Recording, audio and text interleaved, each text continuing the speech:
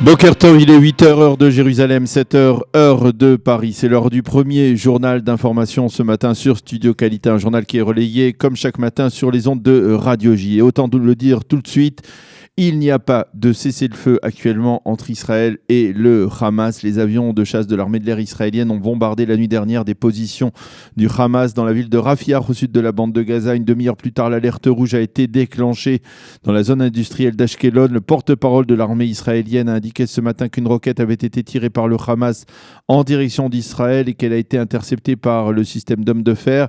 Tsahal a expliqué que le raid de l'armée de l'air israélienne durant la nuit était une riposte à l'envoi de plusieurs ballons incendiaires et de roquettes vers Israël durant la journée d'hier. Il faut souligner également que les Palestiniens ont envoyé hier soir des engins explosifs contre la barrière qui sépare Israël de la bande de Gaza. Le Hamas est responsable de tout ce qui se passe à l'intérieur de la bande de Gaza et de ce qui est envoyé à partir de la bande de Gaza vers Israël, a déclaré le porte-parole de l'armée israélienne. Quant au chef d'état-major de Tsahal, le général Aviv Kochavi, il a donné l'ordre de déployer des renforts de troupes autour de la bande de Gaza, de mobiliser de nouvelles unités de réservistes et d'annuler les changements de bataillons qui étaient prévus pour cette semaine dans les différentes régions militaires. Selon un haut responsable sécuritaire, Israël est prêt à une opération militaire et à tout scénario, en particulier par rapport à ceux qui risquent de se passer durant le week-end avec le premier anniversaire des fameuses marches du retour orchestrées par le Hamas et également de la journée de la terre.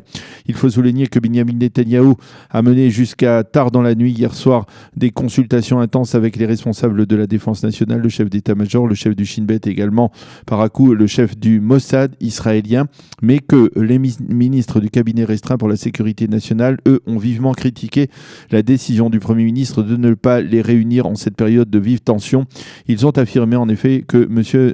Netanyahou évitait de réunir le cabinet restreint pour des raisons politiques. En effet, le Premier ministre, affirme-t-il, ne veut pas se retrouver apparemment face à un Naftali Bennett, le leader de la nouvelle droite qui ne cesse de critiquer sa politique dans la bande de Gaza. À la présidence du Conseil, on a repoussé ces insinuations de la part de certains ministres du gouvernement israélien en affirmant qu'il s'agissait là de balivernes. Ceci étant, dans les localités du pourtour de la bande de Gaza, on tente malgré tout de reprendre le cours normal de la vie, si cela peut s'appeler une vie normale, avec la poursuite des tirs en direction du territoire israélien. Il faut souligner que les établissements scolaires des localités du pourtour de la bande de Gaza seront ouverts aujourd'hui, également dans les villes comme Sderot, Ofakim et Netivot. Mais par contre, la municipalité de Kiryat Malachi, qui est un tout petit peu plus éloignée, a elle arbitrairement décidé de ne pas ouvrir les établissements scolaires pour des raisons donc de sécurité. Hier, au carrefour de Niram, dans le Neguev occidental, des dizaines d'habitants israéliens de la région, donc du pourtour de la bande de Gaza, ont manifesté contre ce qu'ils ont appelé l'absence de politique du gouvernement de Benyamin Netanyahou face au Hamas. Un mot sur la campagne électorale qui se poursuit avec en toile de fond ces tensions sécuritaires dans le sud. Selon un sondage réalisé par la radio israélienne, le fossé se creuse à nouveau entre Benyamin Netanyahou et Benny Gantz à propos de l'aptitude des deux leaders à diriger le pays.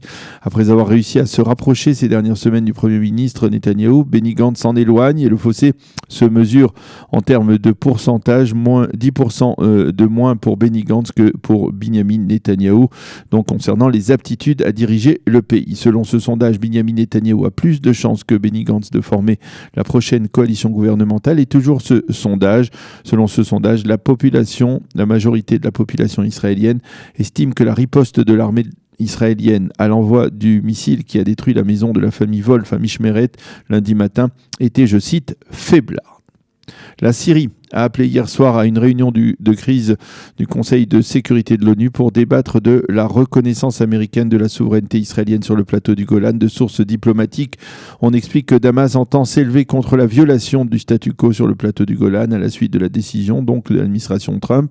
Et puis hier, les diplomates représentant les pays de l'Union européenne ont réagi à la reconnaissance américaine. Ils ont affirmé que leur position n'avait pas changé et que le plateau du Golan, du point de vue de l'Union européenne, ne faisait pas partie intégrante de l'État d'Israël. Un sondage du ministère israélien des Affaires étrangères révèle que dans les pays arabes, on aspire de plus en plus à un lien solide avec l'État d'Israël. Les données de cette enquête sont étonnantes. Elles indiquent que 43% des Irakiens, 42% des habitants des Émirats arabes unis, 41% des Marocains, 34% des Iraniens et 23% des Saoudiens aspirent à avoir des relations avec l'État d'Israël. Et un haut diplomate israélien a affirmé qu'il s'agissait là de la preuve que dans la communauté internationale, on identifiait parfaitement les capacités de l'État d'Israël en matière de haute technologie et de lutte antiterroriste. Et puis avant de refermer ce premier journal, une nouvelle triste, le commandant Michel Bakos est décédé hier à l'âge de 95 ans. Le commandant Bakos était le fameux commandant du vol 139 d'Air France qui avait été détourné fin juin 1976 vers Entebbe. Personne en Israël n'a oublié avec quel courage Michel Bakos s'est comporté à Entebbe, refusant d'abandonner ses passagers israéliens et juifs qui avaient été séparés des autres passagers. En Israël, il est considéré comme un véritable héros. Il aimait beaucoup ce pays et il rendait visite régulièrement à ses amis en Israël. Il est décédé donc à Nice à l'âge de 95 ans. La météo pour terminer étant partiellement nuageuse sur l'ensemble du territoire israélien avec une baisse des températures. Il fera aujourd'hui 13 degrés à Jérusalem, 18 à Tel Aviv et 25 degrés à Eilat. Nous allons marquer une pause avant de poursuivre notre programme.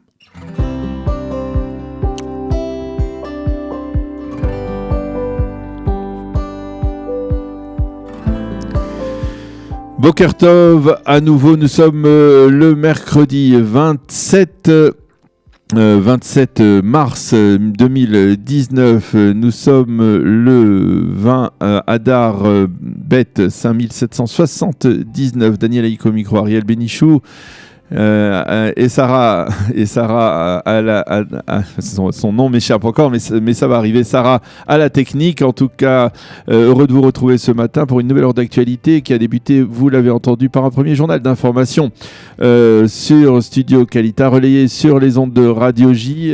Dans quelques instants, nous allons poursuivre cette heure d'actualité avec Sandrine Fitoussi, une habitante de Sderot, qui va nous parler un peu de ce qui se passe à l'heure actuelle dans le pourtour de la bande de Gaza. Comment on réagit apparemment à la position actuelle, la politique sécuritaire du Premier ministre Binyamin Netanyahu. À 8h20, Raphaël Yerushalmi, expert sécuritaire, expert militaire des services de renseignement, nous expliquera ou tentera de nous expliquer vers où va-t-on sur le plan sécuritaire. Est-ce que l'on doit s'attendre à une escalade de la violence au cours des prochains jours? À 8h30, je vous présenterai la revue de la presse et des médias israéliens. À 8h40, Eliana Gerfinkel nous présentera sa chronique Un jour notre histoire. Et comme chaque mercredi à 8h45, Daniel Guggenheim nous présentera sa chronique hebdomadaire. Nous parlerons des sujets qu'il a choisis dans le domaine économique et social. Voilà donc pour le programme de cette heure d'actualité. Mais tout d'abord, quelques notes musicales avant de retrouver notre premier invité.